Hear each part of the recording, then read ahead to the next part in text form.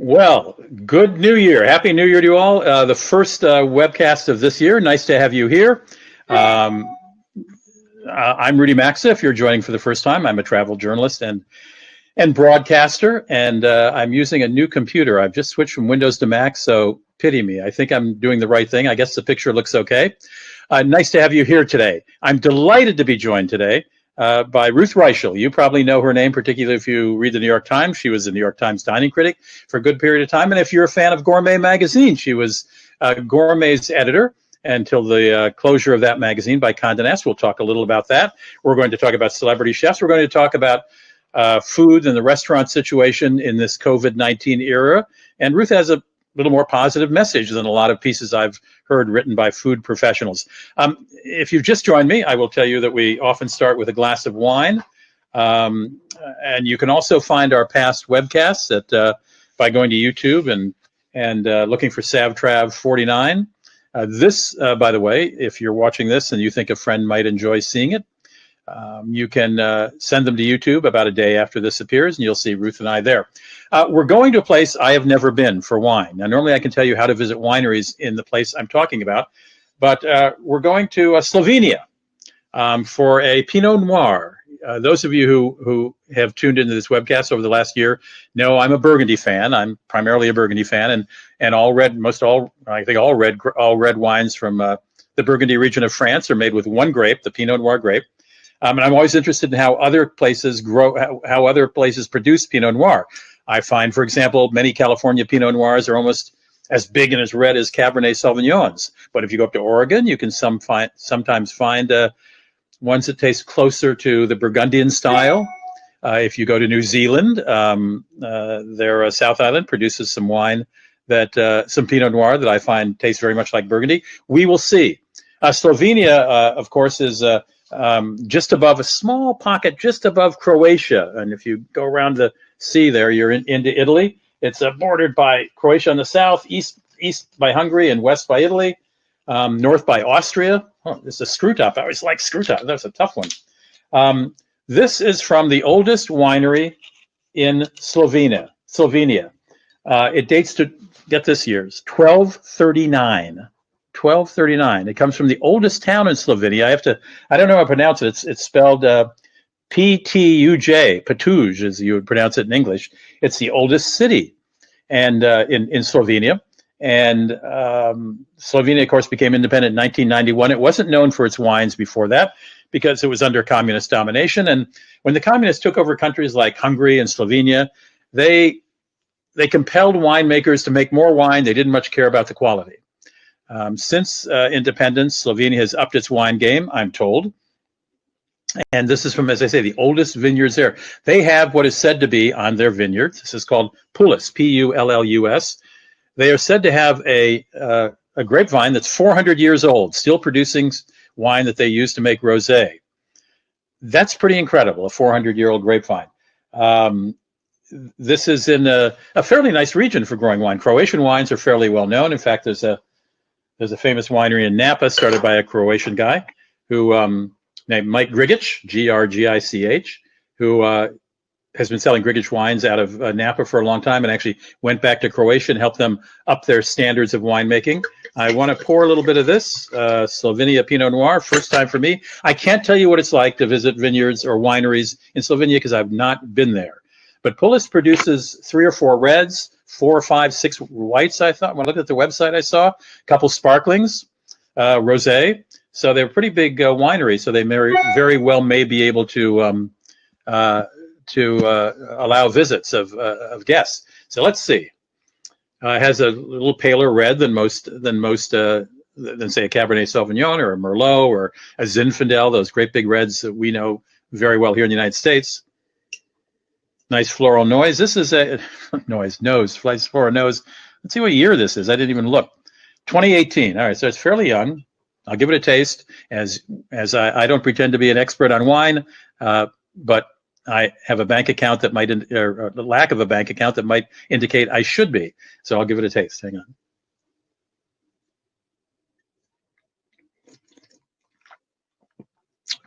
Needs a little air, but it is lighter than your average California Pinot. If you like burgundy reds, you probably would like this. All right. Now, one nice thing about it, in the United States, $10 a bottle. That's what I found online. $10 a bottle. Might be 11 where you are. But I got to tell you, for $10 or $11, you're not going to go wrong with this. I may sip on it during the hour and talk to you about it a little more. Let's get to my guest.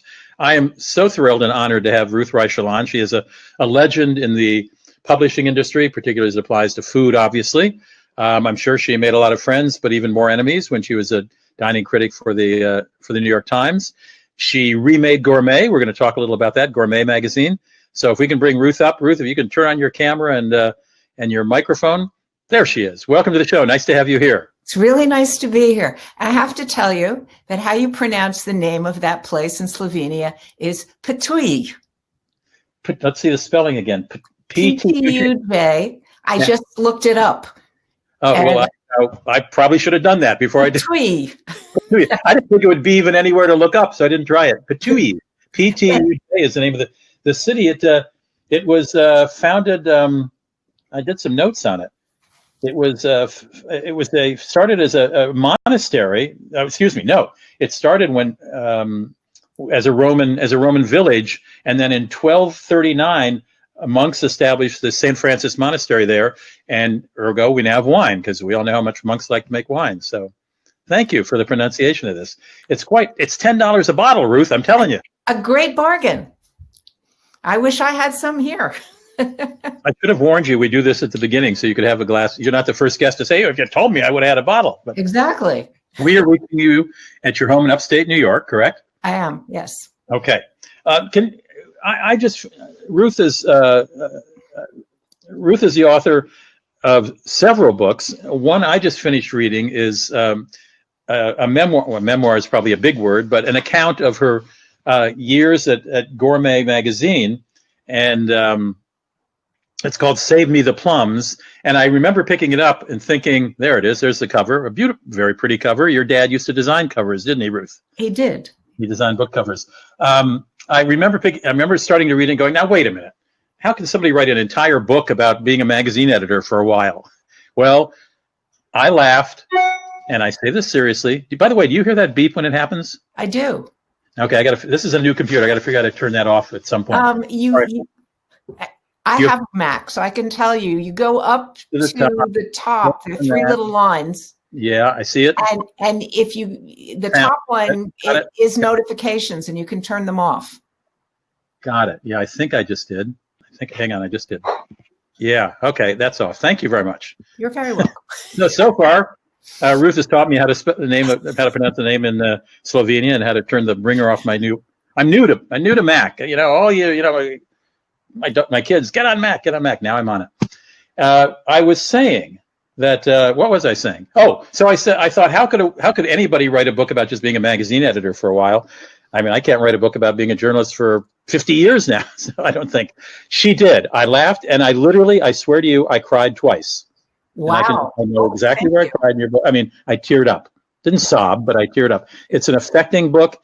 It's an interesting look at magazine publishing. If you have any interest in journalism and magazine publishing, it's a book worth picking up. Again, it's called Save Me the Plums, and it opens with an account of Ruth going with her dad, who designed books and loved to linger in used bookstores, design book covers, excuse me, finding an old copy of Gourmet Magazine. How old were you, 10 or 8? I was 7 or 8. Okay, so how old were you when you went with your dad to this old bookstore in New York City? Yes. And while he's browsing the stacks, you're sitting down looking at stuff. Yeah, he would bring. It was something we did. We did a lot of walking around New York, and he was book designer, and he loved these old bookstores. And I would go along, and he would just find a pile of children's books if they had children's books, or and this store didn't have children's books, so he just got a pile of magazines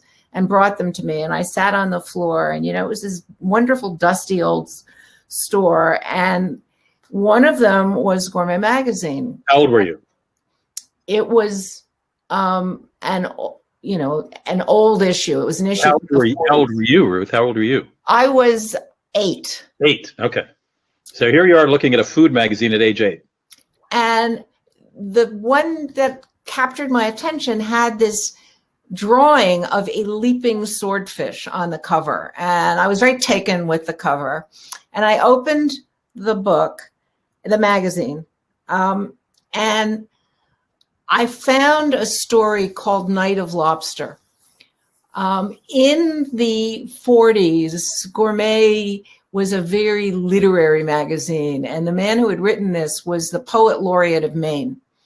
His name was Robert Tristram Coffin. Yeah, Tristram Coffin. Yeah. And he wrote this story that starts out with his setting out at midnight with a friend in a rowboat to go out and pull up lobster pots.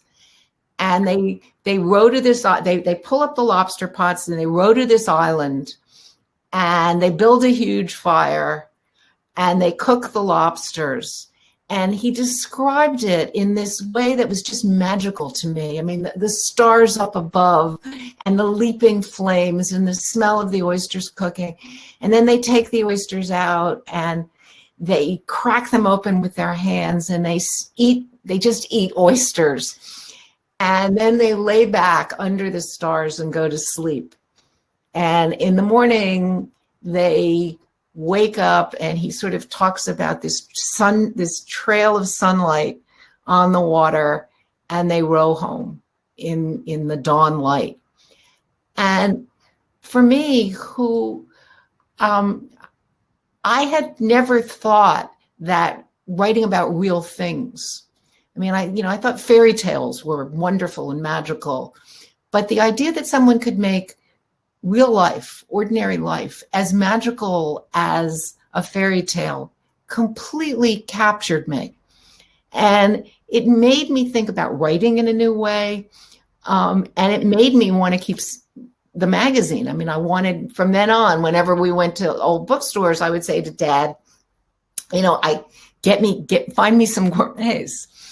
And I fell in love with the magazine. And that year for Christmas, he got me a subscription to Gourmet, which my mother, who had no interest in food, thought was the most ridiculous thing on earth. I mean, why are you getting her that stupid magazine? I mean, what's an 8-year-old going to do with a food magazine? She was very, she was very skeptical of the whole thing. But I started reading the magazine, and then Mom and I had this moment. I mean, my mother was literally the world's worst cook. My first book, Tender at the Bone, begins with my mother inviting people to an engagement party for my brother and putting 26 of them in the hospital with food poisoning. She was a truly scary cook. So stop right there. We'll get to Gourmet Magazine in a minute, but it's just worth noting that at 8 years old, you're fascinated by gourmet. And as an adult, you become editor of Gourmet. You have a mother who mushroom soup is a challenge coming out of a can. And you are a very good cook, I think, because there are recipes I know you are, because there are recipes in your book. I mean, the opposite, I don't think it's irony. It's just the two opposites are striking. Okay, so your mom's a terrible cook. She's saying, what are you doing getting these magazines? And then, but she was intellectually curious, and she would, we lived in Greenwich Village, and sometimes, she would take these like morning walks and come home with anything she found in the store that she hadn't seen before. So, she would bring home sea urchins and, cactus flowers. And one day I opened the refrigerator and there was a suckling pig in there. And I sort of jumped back, it's like, open the door. I think I was like 11 at that point. And Mom says to me, okay, you get that stupid magazine. Here's this little pig, cook it, figure out how to cook it. Do something. And by then I had persuaded my father in another old bookstore to buy me the Gourmet cookbook. And so Mom has this pig, and I go and I open it up, and sure enough, there's a recipe for how to cook a suckling pig. And so I do everything it says. You put a ball of aluminum foil in its mouth, while it's cooking. So later you can put an apple in its mouth. And I do everything it tells me to do. And the pig comes out perfect. Actually, it's not very hard to cook a suckling pig. You basically put it in the oven. But my mother then says, oh, maybe, the subscription to that magazine isn't so stupid after all. No one went to the hospital, right? Exactly. But, the truth is that because my mother was such a terrible cook, and truly a scary cook. She did not, my earliest memory is of my mother going through the refrigerator, scraping the blue stuff off the top of everything and saying, a little mold never hurt anyone. She really didn't understand the concept of rot or spoilage. And so I started cooking very young. The cover of my first book, Tender at the Bone, is a picture of me cooking at 7. And you can see that it is not a joke. I am seriously cooking. Maybe, Joe, you can find a copy. Joe, our producer, is listening. Maybe you can find a copy of the cover of Tender to the Bone and put it up on the screen at his own leisure. Excuse me for interrupting her. So I started cooking. I literally pushed her away from the stove at 7 or 8 and started cooking. And what happens when you do that is you become a good cook, because everybody thinks a little girl cooking is adorable, right? So no matter what you cook, they tell you how great it is, and you believe it. And pretty soon you become a pretty good cook. But you didn't see that in any way as a profession, either journalistically or culinary wise, did you? At that point? Not at all. Look, I grew up in the 50s and came of age in the 60s when nobody in America was very interested in food. And your mother, from reading your book, I know that, you led a pretty middle-class existence. You could not afford to go to fancy restaurants, although your mother liked the idea of dressing up and going to fancy places. The family couldn't afford it. So it wasn't as if you were eating in restaurants, getting to know chefs, going, oh, you could actually make a living doing this, right? No, that is such a modern idea, the idea of, educated people becoming chefs. There was a real sea change in America in the 70s, which was the first time that Americans began becoming chefs and 2 college-educated people began becoming chefs. But it was very new. Aspiring to be a chef in the 50s and 60s. Nobody. Being a chef was really blue-collar work. Right. The idea of somebody like a Jose Andres, becoming an international spokesperson, right, a chef becoming that would now, or of a Daniel Boulou or a Wolfgang Puck becoming, a gazillionaire. Right. That would not have happened. Oh, there it is. I want to see this. Here it is. Tender. Oh my goodness! Look at you. There she is. 7 years old. It is cute. You're right. But you can see I'm serious there. I'm not. No. Yeah. I'm not playing, and I know what I'm doing. I love it so. That is great. Thank you, Joe, for finding that cover. So then you went to school not to become a chef. Yeah, it literally never crossed my mind that there was a career in food for me. It just didn't. And so I got a master's in history of art, and I thought I was going to be a professor or a museum curator. Mm-hmm. But my husband and I, after college, moved back to New York, lived on the Lower East Side, which was then really funky, scary. We lived on the Bowery. It was very cheap, but it was a great food neighborhood, the Bowery. It was, Little Italy still existed. Chinatown was burgeoning. The whole old Jewish quarter was still a vibrant area. And there we were in the middle of all of that. And, I would wander around and shop in all these stores, and, these wonderful old Italian ladies. I would go into DePaolo's in New York, and, they were so stunned to see a young person there that they would give me recipes. And, the old Jews would tell me how to cook things. I'd get the 100-year-old yogurt from Yona Schimmel's, and they'd tell me how I could make my own yogurt using that as a culture. Sorry. That's all right. It's real life. And so I started collecting these recipes, and I had a job I hated. And one day, one of my friends, because I was cooking these big meals for all our friends on the weekends, and one day a friend of mine said, you're such a good cook, you ought to write a cookbook. Well, of course, today, if you said that to a 21-year-old, it would be ridiculous. But, I knew all these people in publishing. I'd grown up in publishing. And I went to an editor I really liked, and I said, I'm thinking of writing a cookbook. What should I do? And she said, well, write an outline, write a sample chapter, bring it to me, and I'll tell you what to do with it. And so I did. And she said, well, publish it. Oh, my goodness. So, I wrote this. I mean, it's very much an artifact of its time. It was called And, somebody should have said to me, people will be embarrassed to go into a bookstore and say, do you have There it is. And there it is. Did your dad design the cover? No, that was my husband. My then husband did it. He did that. Oh, my goodness. Yeah. And actually quite amazing. He did it in airbrush, which he had never done before. Quite good. And we had art on every page. Okay. And so then I was a writer. And then people thought I was a writer, Right, So you were a writer. Then I started getting, articles to write, and I started writing for magazines.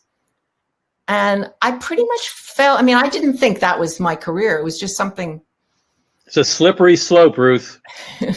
Slippery slope. I didn't think I'd be a travel writer either. But then you wound up in San Francisco, which was certainly in the late 60s, as I recall, going there, started to become a foodie haven.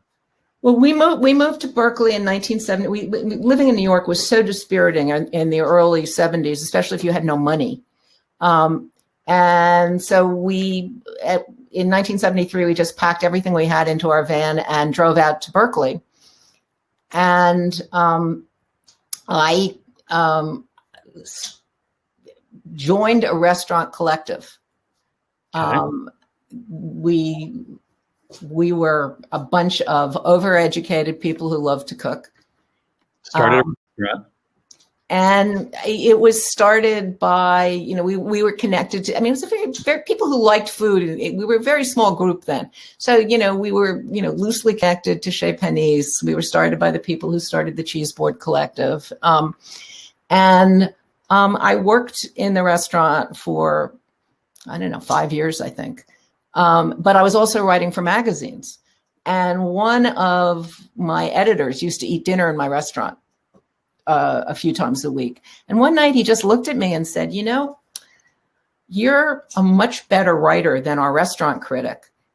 And food. Have you ever thought about being a restaurant critic? Well, my husband and I were living in a commune. We were dirt poor. I didn't have a credit card. And I did not think, oh, this is my new career. What I thought was free food. They're going to pay me to go out and eat. Well, that's the good news about being a restaurant critic, is your son had not been born yet. Oh, no, this is way before Okay. I had children. I was still in my 20s at this point. And what magazine was it? New West magazine. Oh, I remember New West. Sure, I wrote for that. Yeah, okay. I didn't write about food, but I wrote for them, yeah. So I started at New West, and in those days, New West had a Northern California edition and a Southern California edition. And then it was bought by Texas Monthly, who decided that they were going to combine it. So it was just going to be one magazine called California Magazine. Mm-hmm. And at that point, they made me the restaurant critic for the whole state. And you were getting a living. This was economically bringing you up a notch? Oh, yeah. No, I quit the restaurant, and I became pretty much the food person for New West and then California, and did, a lot of articles for them. Didn't New York Magazine buy California at some point later? Well, Clay Felker, who started New York Magazine, started New West as the that's right. That's West right. Coast I knew there was a version. connection. Yeah, that's right. I knew there was a connection. Right. Yeah. So now you're a full-time restaurant critic, So and I'm a full-time restaurant critic, and I wrote very weird restaurant reviews. They're probably the weirdest restaurant reviews ever written, because I was I did not like to read a little too much salt. I thought that was boring. Mm-hmm. And so I wrote what were basically short stories with the restaurant woven through it. So I wrote Westerns, I wrote love stories, I wrote science fiction set on Mars. I wrote things in the form of diaries. I mean, they were, this was new journalism. It was, right. As my editor said, just take the form and stretch it as far as you can. So I did. And they had kind of a cult following. And then all of a sudden I get a call from the LA Times saying they want me to come be their restaurant critic. Which was so odd. I'm still living this very counterculture life in Berkeley. Mm-hmm. And suddenly, I'd never had a job with benefits. And at this point, I was 35 years old. I'd never gone into an office. I'd just been a freelance writer. And suddenly, they want me to come be a journalist, which, I'd never taken a journalism class. I wasn't an English major. I'd never taken a cooking class. I felt really out of my league. Right. As I said, it's a slippery slope, Ruth. You can't plan things. And you did it. But it took a lot of courage. You had many friends, encouraging you to do this, as I recall from your book. Oh, yes. Who dared to be great, basically said, Ruth, come on, time to do something different. Right? Yes. I had all these sort of mothers, right. Marion Cunningham, Cecilia Chang, MFK Fisher. They all said... Big name mothers, at least two of them I know. So. And every one of them said to me, you have to do this. It's time for you to take the next step. And so I did. But it was very strange, because the first review I wrote for the LA Times, thank God I didn't turn it in. I showed it to a friend and said, who was a reporter at the paper, and said, what do you think of this? And I had envisioned, it was like one of the old reviews I'd written, and I had sort of envisioned going to this restaurant with Gloria Swanson. And, he looked at me and he said, Ruth, this is a newspaper. And I said, yeah, I know it's a newspaper. And he said, well, you can't make stuff up. You didn't go to dinner with Gloria Swanson. She's dead. And you can't write like that for a newspaper, which was just a shock to me. What do I do now? Because I am not going to write a cookie cutter review that said, eat this dish, don't eat that dish. So how am I going to manage this without driving myself crazy? And so I went to the editor and I said, what's the circulation of the LA Times? And this will just show you how long ago it was. And he said, the Thursdays when we do food is our biggest day, and it's 1.5 million. Wow. And I said, of those 1.5 million people, how many people do you think go to the very fancy restaurants that I'm reviewing? And he said, what, maybe 1%? And I said, well, I'm going to write for the 99% who don't go to the restaurant. I'm not going to write consumer reports about how to spend your money. I'm going to try and take people with me. Okay.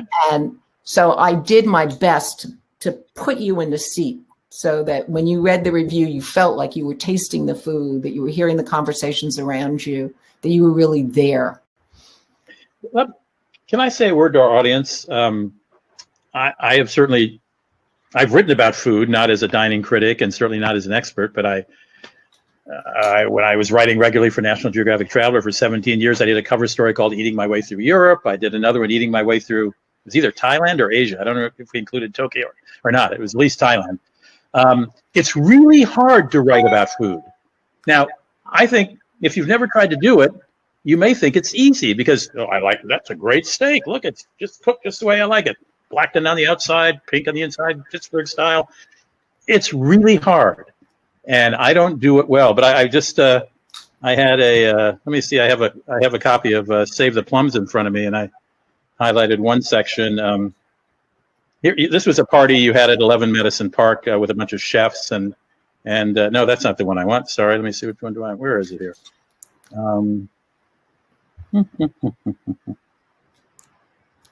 You were at a restaurant in Paris called Caviar Caspia, and you said you described. Well, no, that's not it either. I'll find it in the course of talking, but I want to read a couple sentences by Ruth. It's really hard to write about food in a way that a reader can identify and put themselves in the reviewer's place. You think you got a lot of adjectives? They're hard, aren't they? It's hard, Ruth. There are. You have to describe food in sensual terms that are not taste, because we have very few words for flavor. And Right. The other thing is, nobody knows if you and I taste the same things. Right. So I mean, I can eat something, and it's very possible that when you eat that same thing, you taste something completely different.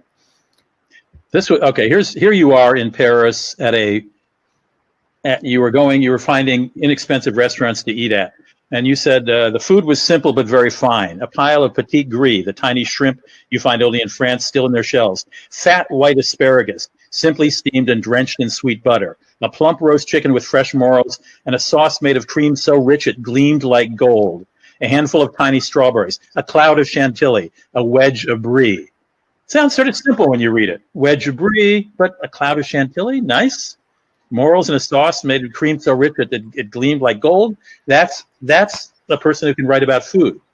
And that's my guest, Ruth Reichl. I'm sorry, Ruth, but I wanted to establish early on that becoming a restaurant critic is not just going out to fancy meals and saying, yeah, pretty good restaurant. You'll like the chicken, or the steak's pretty good, or the fries were soggy. Yeah, now you want to make people taste it. You want to make them feel like what it's there. I mean, I have to say, writing is not easy for me. Writing about food, however, is very easy for me. It comes naturally to me. Writing is an agony, but that's the kitchen. One of the 8 kitchens at the old Gourmet. We'll get to Gourmet in a minute. So you succeeded at the LA Times, and then you get this offer to go to New York and meet with somebody at Condé Nast who still owned magazines like Vanity Fair and fashion magazines and food magazines, Bon Appetit. They also owned Gourmet at the time. You didn't know you were being offered the editorship, did you? I didn't. I mean, I was the restaurant critic of the New York Times. Oh, that's right. I'm sorry, I skipped over the New York Times. I should not have. Right. You didn't know you were going to be offered that either, did you? No, I didn't. Although I have to say that my husband, when we heard that Brian Miller, the then restaurant critic, was leaving the job, Michael said, "We're going to New York." And I said, no, they'll never offer me the job. He was guessing. But they did, and I didn't want it. I loved my job. At that point, I was also the food editor of the LA Times, and the LA Times had the biggest food section in the country. It was like huge. It was like 60 pages every week. It was huge. What? And it was. I loved that job. So I was not eager to go to New York. On the other hand, I am a New Yorker, and it is the New York Times. So, and how long were you restaurant critic there? Pardon? How long were you the restaurant critic at the New York Times? 6 years. Was it 6 years? I mean, New York's a tough town for restaurant critics and restaurants. New York, I had no idea what I was getting into when I went there. I mean, I had no idea that every restaurant would have a huge picture of me with "wanted" written across the bottom, that, there was a bounty on my head, that you have so much economic clout on those restaurants that it is a scary job in many ways. And no other job I ever had was anything like that. But I loved it. And the truth is that it's a job where people say things like, "Oh, I read you religiously." I mean, it's you as a writer, you have a connection with readers that is priceless. I mean, it is very hard to get that kind of instant connection. And, people would, stand on the corner in a phone booth and say, "I'm on the corner of 36th Street and 8th Avenue. Where should I eat?" People feel like a truly intimate connection. No question. And that is, for a writer, it's a huge privilege. And it was a very fun job. But you also got a lot of brickbats.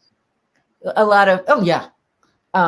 My predecessor hated that I changed the way the New York Times wrote about restaurants. I mean, my predecessor was a real Francophile and really wrote 98% of the reviews about, fancy French or Italian restaurants or American restaurants, but, very high-end restaurants. And, I've been living in California for 20 years. I was very interested in the food of Asia, Thailand, Japan, China, Korea, South America. I really wanted to expand the reach. And I hated the idea that what the New York Times was doing at that point was like they had the restaurant review and then they had something called $25 or under. And I wanted to put them all together. And I started reviewing the, $25, cheaper restaurants. So I just thought, one of the things that fascinates me about food and food writing is that it's a way of introducing people to their own city. And I really thought, what a wasted opportunity if all you're doing is sending people to fancy, expensive places. And let's get people out into, let's get them to discover that there's a Chinatown in Sunset Park. Let's get people to go. I mean, there's a great Koreatown right in the middle of Manhattan. Let's expand what we're doing. And my predecessor hated that. And he started a campaign to get rid of me, which I did not know about until I'd been there a couple of years. And suddenly Page 6 at the New York Post called me up and said, "Do you know that Brian Miller's been writing these letters saying, get rid of her, get rid of her."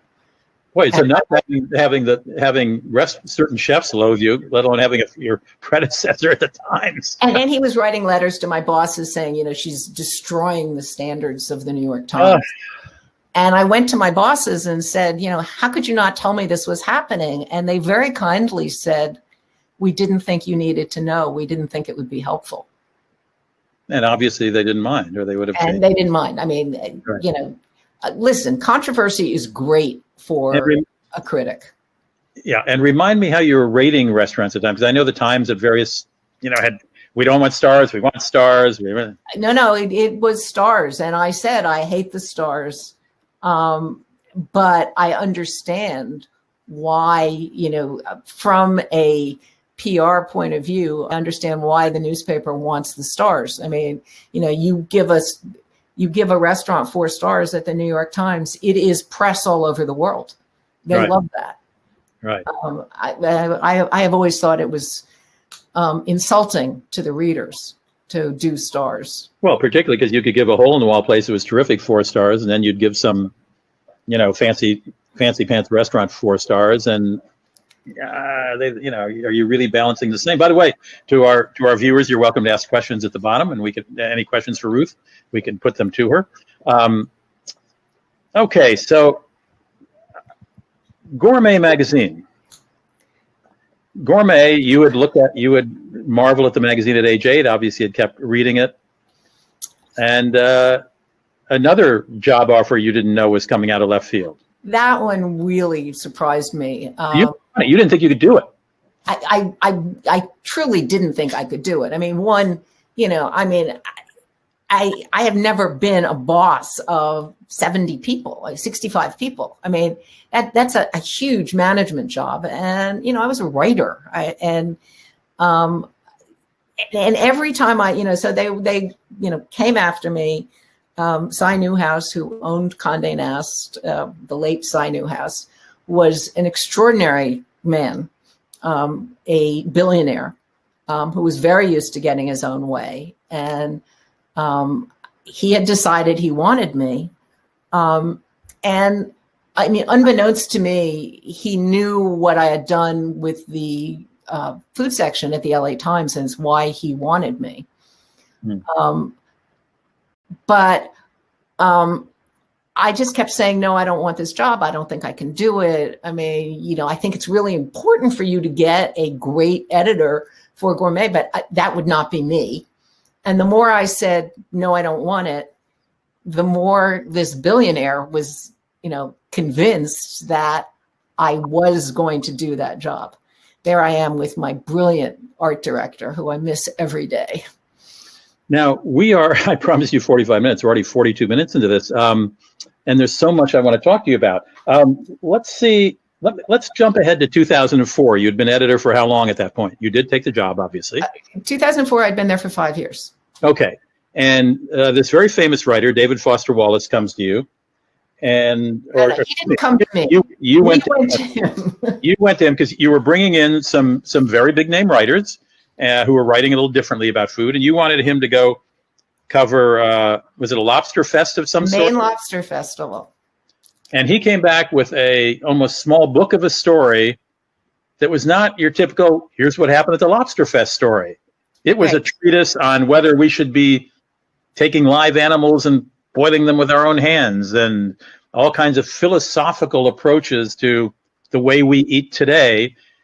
And you and your colleagues were wary about publishing it because it was unusual for a food magazine. It was, I thought it was a brilliant piece of writing. Right. And a really thought-provoking and wonderful article. I also thought the people, and he even said it in the piece, David Foster Wallace wrote, I very much doubt that the readers of Gourmet want to read about this in their culinary magazine. And as I read it, I thought, you're damn right they don't. I mean, it's like, what do lobsters feel going into the pot? What are the ethics of eating living creatures? And I thought, we had about 1 million readers at that point, and 1 million subscribers. And I thought half of them are going to write in and say, cancel my subscription and I'm going to get fired. On the other hand, how can I not publish this? I mean, isn't this what I think thoughtful cooks should be thinking about these things? I mean, I think it's important for us to understand what we do when we cook. And it's every fiber of my being believes that articles like that belong in food magazines. And I wrestled with myself, and I finally thought, okay, if I get fired, I get fired, but I can't not publish this.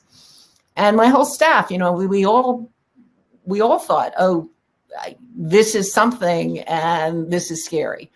I was blessed in having a wonderful publisher who was totally behind me on this and said, yes, we need to publish this piece. He gave me a lot of courage to do that. And we published it. And to my enormous surprise, 2 people canceled their subscriptions. Amazing. And we got more than 1,000 letters saying, thank you, thank you, thank you. I will subscribe forever to a magazine that publishes articles like this. And I thought, okay, I am done underestimating the audience. How could I have underestimated our audience in that way? And this is license for us to publish everything. And from that point on, we were really fearless. We published some of the pieces I'm proudest of. It is a piece we published in, I think, 2008 or 2009, about how the people who were picking tomatoes in Florida were virtual slaves, and that the conditions in the fields had to change. And I think it was a shock to the reader. Reading that piece was a shock to me, but it was a very important wake-up call to cooks, and something that we still need to be dealing with. We still have not dealt with the fact of how badly we treat the people who pick our produce. Yes, it gave you the confidence to really go beyond the typical glossy magazine. Isn't food wonderful, and aren't foie gras great? Isn't foie gras great? Because of time, I want to return us to the present time, because what caught my eye and convinced me to have the courage to call you and ask you to do this webcast was your piece you wrote for Zagat.com about the restaurant scene in this COVID-19 era. I mean, it's anybody who watches the news knows that restaurants are getting hurt very badly. There hasn't been a whole lot of special consideration given to them, particularly lately, as far as keeping them in business. They're obviously an important part of the fabric of a neighborhood or of our society.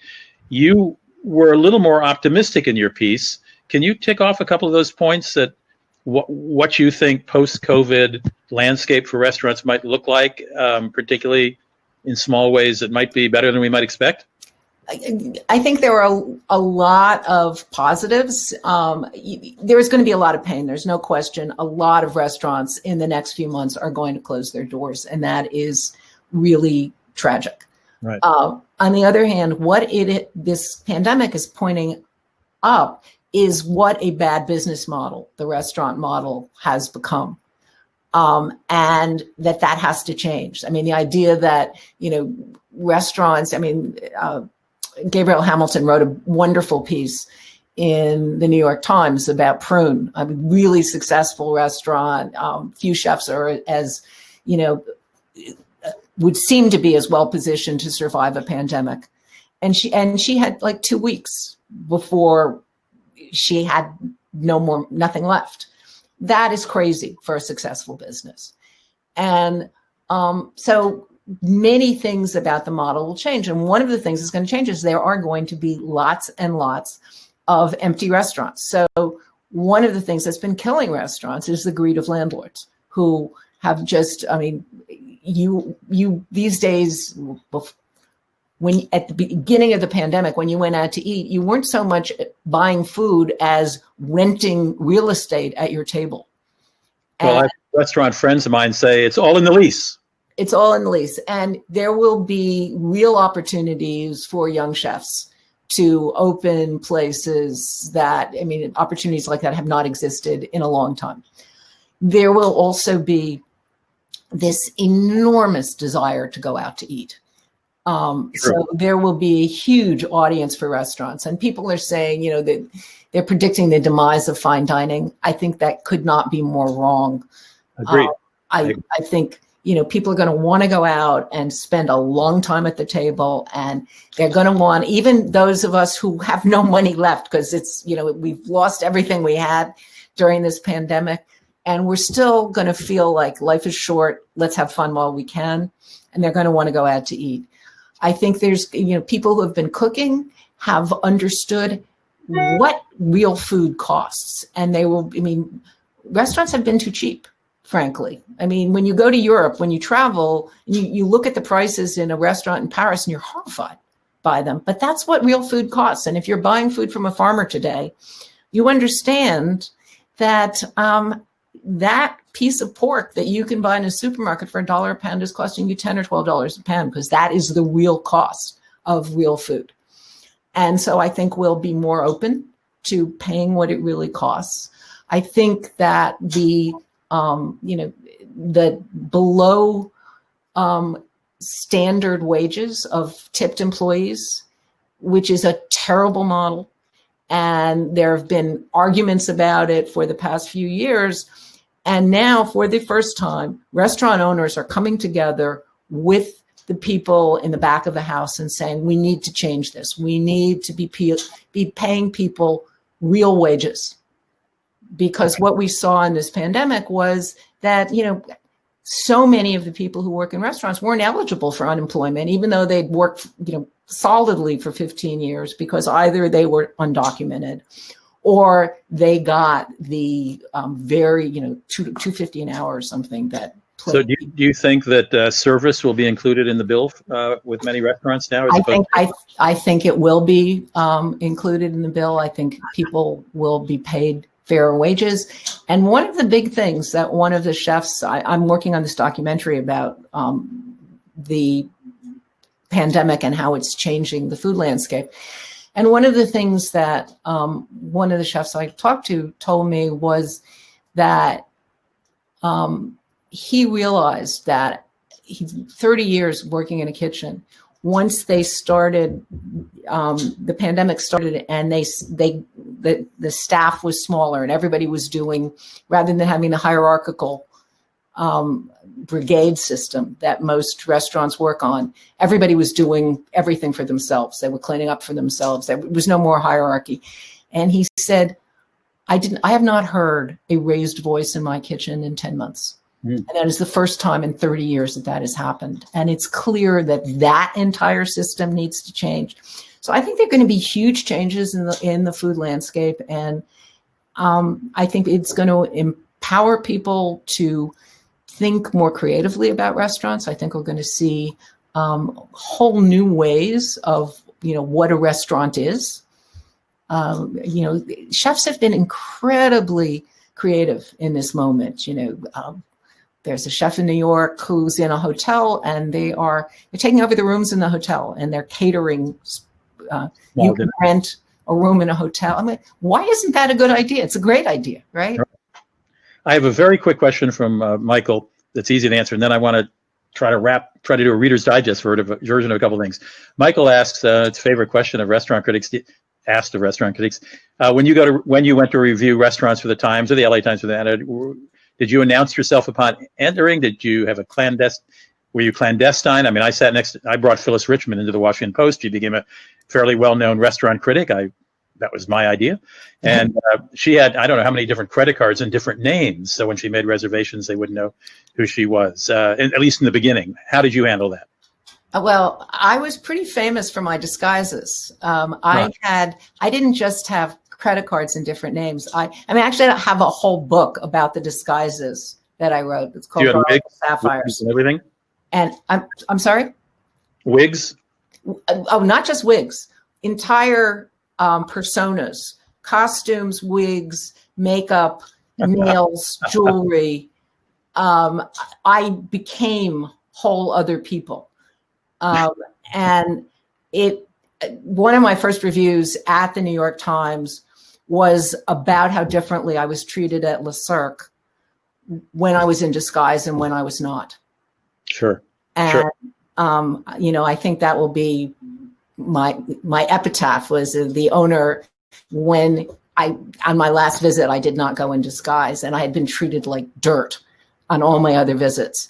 And on my last time when I went, I didn't make it in my own name, but when I went as myself, the owner came forward and he took my hand and led me to a table for four, and there were just two of us. And he said, "The King of Spain is waiting in the bar, but your table is ready." Now, had you already written your piece about? No. Oh, you hadn't written how differently you'd been treated. Oh, no. So that was a fan. So I wrote about this is what happened to the woman in disguise, and this is what happened. Oh my gosh! Times. I think I remember that happened. I think I remember you doing that. That didn't go down well at Le Cirque. Oh no! Oh, he was livid. Was this himself, Sirio Massione, or was this? This was Sirio.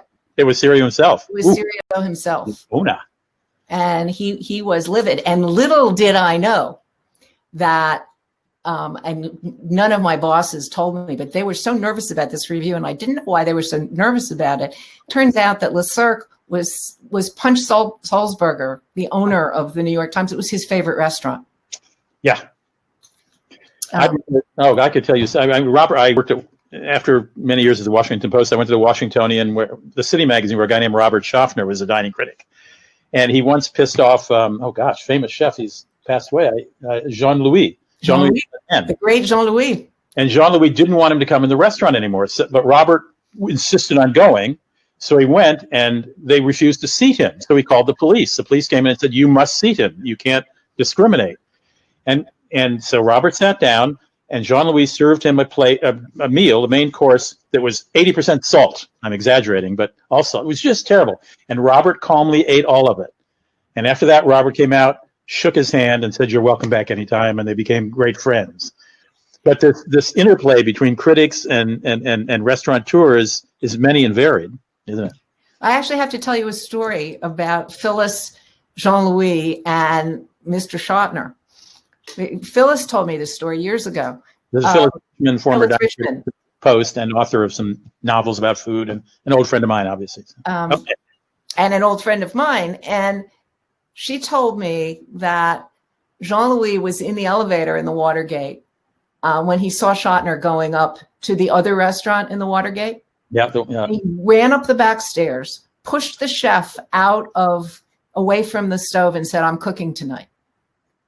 And made this bang up gorgeous meal for the restaurant critic of the Washingtonian, who then raved about this restaurant, and he was raving about Jean-Louis' food. Okay, let me summarize. I know we're not, it's not television. We have to end in 3 minutes and an hour, but the recession came along. Gourmet started losing advertising, and eventually Cy Newhouse decided to keep Bon Appetit alive and not Gourmet. You and the staff. I mean, obviously, it's a very sad event. But I only tell that story because I want to get you from your beginning to your end. When you were 17, and let me try to abbreviate it, and you do the ending. Tell me if I get it wrong. At 17, you go to France for the first time by yourself. You see a very fancy dress shop. You're a little worried about going in because you're only 17, but you walk in and the owner or the woman who's selling says, "Oh my God, I've got a great dress for you." She tries it on. You look like $1 million in it and you want to buy it. And she calls the owner and gets you a discount and tells you it's only $7,000, which you, of course, couldn't afford. But you did notice inside was the name, I guess, of the previous owner, which was Servine, was it? Servine? Yeah. Well, my daughter speaks fluent French. I grew up in Germany. Pardon my French. It's terrible. As is my Slovenian, obviously. Okay, so now life goes on. You come out, you become a dining, you become world famous. You write books. You're at Gourmet. You lose your job in Gourmet, and a mutual friend of ours, Bill Sertle, and you decide to go to Paris, and you can eat. Or I guess it was when Gourmet was on the downward slope. You decided let's go to Paris and do how you do an economical trip to Paris, and you stayed in, I guess, 2-star hotels or 3 at best.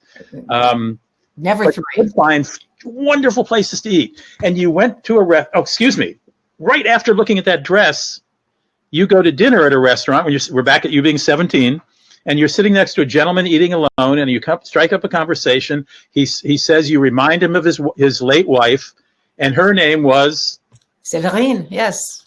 And you're like, oh my goodness. All right, fast forward. Now you become famous. Now you do all your stuff. You're a professional. You become famous. You and Bill Sertle go. You're going to do the inexpensive Paris. You go to inexpensive restaurants, and you go to one, and you're sitting next to a guy you recognize. It is the same wonderful old gentleman, an aristocrat, a real old school, lovely man. And it was like magic. And 40 years later, right? 30 years? Actually, you've actually made my story better. Because actually we did two Paris issues. And the first one was in my first year of Gourmet. And the last one was in my last year of Gourmet. And the dress episode was in the first year of Gourmet. The first. I thought it was when you were 17. I'm sorry. No, so it was 9 years later. Okay. Oh my! And there you were seated next to him was it the same restaurant you had met him in before? No, it was not. It was not Caviar Caspia. It was La Mijon. Amazing. But oddly, my late book editor, loved that story so much about the dress and the dress shop and the old gentleman that she begged me to write a novel based on it, which is what I'm working on now. Good for you. Good for you. Ruth, I've got a million questions for you. And I mean, it's such a fascinating world, the restaurant world. I wanted to talk to you about the difference between the fashion world, because you rub shoulders with a lot of fashion people at Condé Nast, versus the food world, which is a little less competitive, but at least some of the players are friends. Anyway, let me recommend Save Me the Plums if you enjoy learning about food critics' life, about food. It's a great book. It's a wide-ranging book. It'll make you laugh, and as I said, it'll make you cry. Ruth, thank you for being so generous with your time. I know you only committed to 45 minutes, but it's all too good. Well, this was really fun. It was really fun talking to you. And I'm going to say hello to Mr. Sertle for you because I am in constant contact with him. Well, I texted him last night on Instagram. I said, I'm talking to Ruth tomorrow. He hasn't answered me. I direct messaged him on Instagram. He's too busy putting trucks and buses on his Instagram. I know. He's very active there. Well, he's a fine fellow. Please give him my best. And thank you so much for taking the time to share with me and my fans. This will go up on YouTube. So if you would like to pass this along to your friends, those of you who are watching now, it'll be up in about 24 hours, forever on YouTube. Ruth and I will stay this young forever. Thank you, Ruth Reichl from New York. Appreciate your time, and thank you for watching today to all of our viewers. Take care. Thanks. Bye. Ruth.